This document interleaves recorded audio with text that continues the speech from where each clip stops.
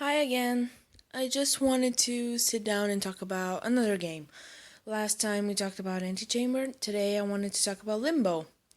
Again, it's not a new game, but I think it's actually from 2011, if I'm not mistaken. Maybe later.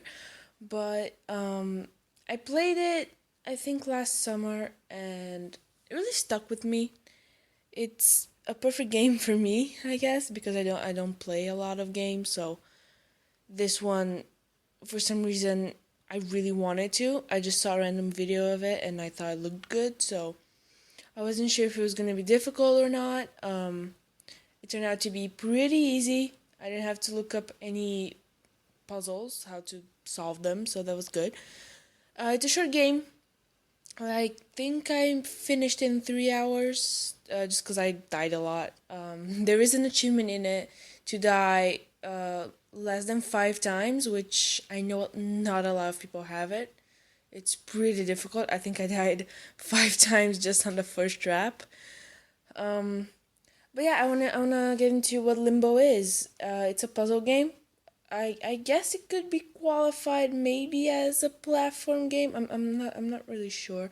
It's 2D, and the most interesting thing about it is the design, because the gameplay isn't anything new. You're a little kid that solves puzzles and moves on. But I really liked the way it looked. It's black and white, which a lot of people really don't like. I don't know why. Um, I like really colorful games, but I also like black and white games. So I guess that's that.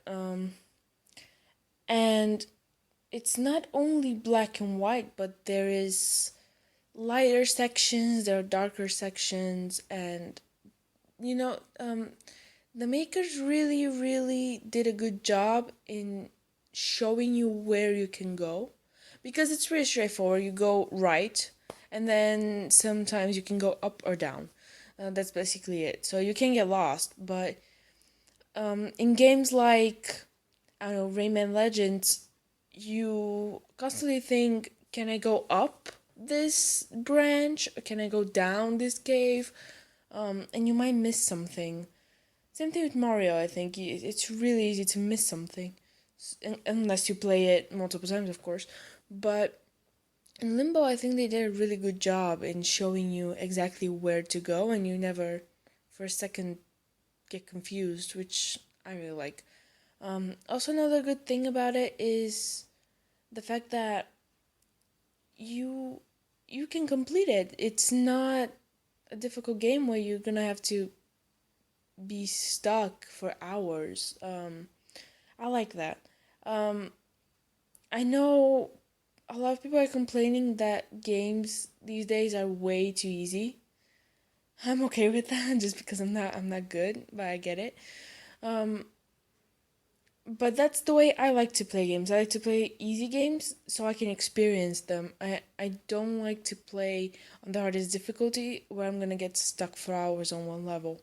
So Limbo was perfect for me. You just play and you enjoy it, and that's that. And um I love the progression of the puzzles, because at first they are really simple. It's a matter of jumping away, but later on you do actually have to um, solve more complicated things. You start off with a bear trap that you have to jump through, but then by the end you're dealing with elevators and saws and boxes and magnets. And it's such a smooth transition. You don't even notice it until you finish the game and you're like, oh wow, that was a big change from the beginning to the end. And I really like that. It shows that it was a really smooth transition. It really was, and you don't notice it while you're playing.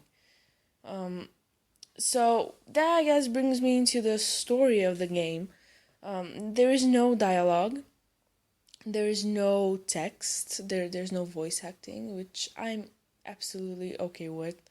Um, Story to me doesn't need to be something that's told directly. It's something that you just feel throughout the game, and I love the way it was done.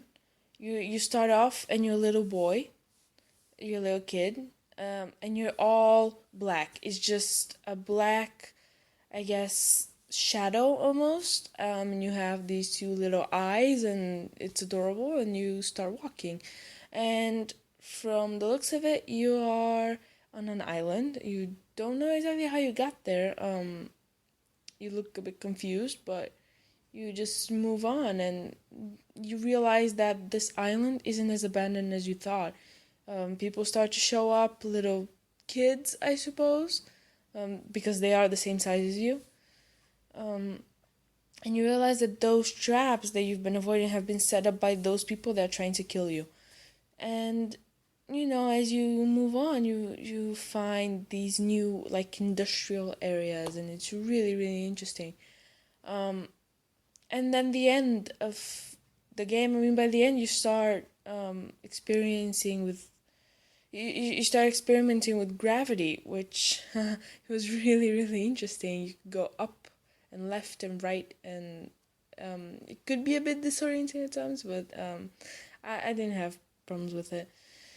Once you know how to solve a puzzle, you can just solve it. It's not that frustrating. There are a couple boxes that you have to move around and stuff like that, but it's not that frustrating at all. You can usually manage the first time you try it. The magnets were a bit of pain in the ass just to control, but I guess that was the most frustrating part, but it wasn't that bad at all.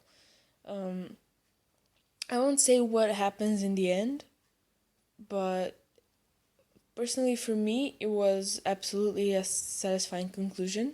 Well, conclusion, yeah.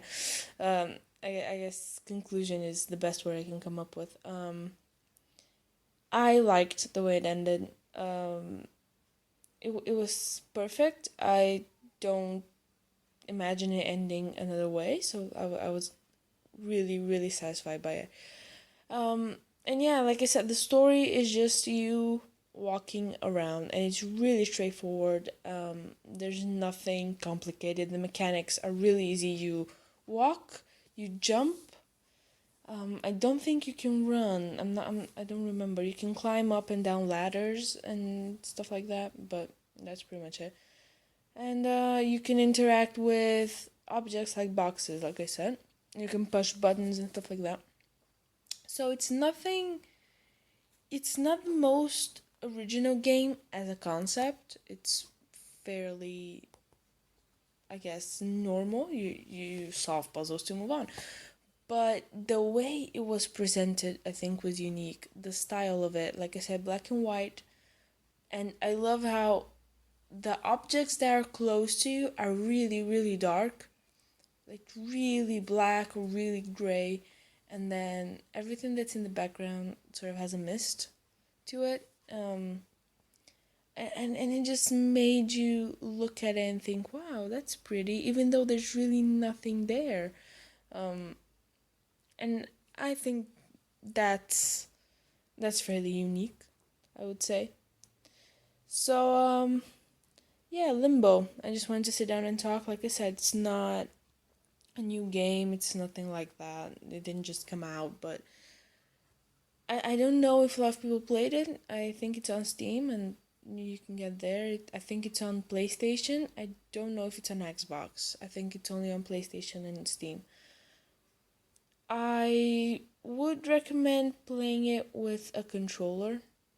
If you have a PlayStation, just play it there because on I guess you can play on PC, but I myself find it harder to play a platformer with a keyboard. I play on PC, so it was a bit frustrating at times to control everything. But yeah, I can only play first person shooters on the PC. Okay, just first person games in general. So yeah, guys, that's my recommendation. Play on PlayStation if you have it. If not, PC will do just fine. So yeah, like I said, I don't know if a lot of people played it. I don't know. I think it was received well. It should be received well. It was a really good game.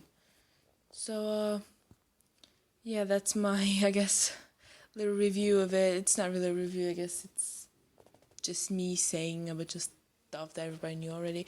So, I recommend playing Limbo. I really do. Just like I recommended Antichamber. I recommend Limbo, and I don't know if I'm gonna do a lot of game reviews. I don't think so. I think I'm gonna move on to a couple books and to movies.